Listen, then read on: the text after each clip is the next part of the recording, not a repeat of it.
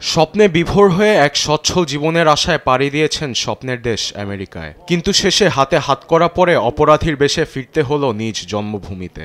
মার্কিন president Donald ট্রাম্পের কঠোর অভিবাসন নীতির কারণে ৮৮ অবৈধ ব্রাজিলিয়ান অভিবাসীকে পাঠানো হয় নিজ দেশে।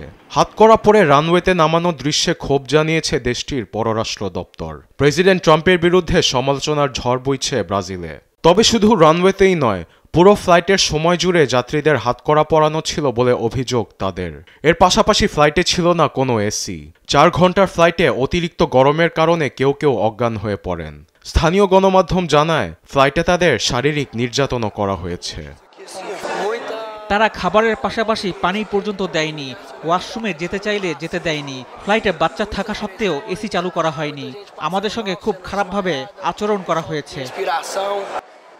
দেশটির অভিবাসীদের যুক্তরাষ্ট্র থেকে ফেরত পাঠানো নিয়ে কপালে ভাঁজ পড়েছে ব্রাজিল প্রশাসনের। আলোচনার জন্য ব্রাজিলে নিযুক্ত জ্যেষ্ঠ মার্কিন কূটনীতিক গাব্রিয়েল এসকোবারকে তলব করা হয়েছে।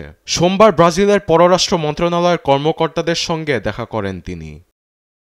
এমন পরিস্থিতিতে যুক্তরাষ্ট্র ব্রাজিলিয়ান নাগরিকদের মৌলিক অধিকার অবহেলা করেছে বলে জানান ব্রাজিলের বিচার বিভাগীয় মন্ত্রী রিকার্ডো লেওয়ানডস্কি।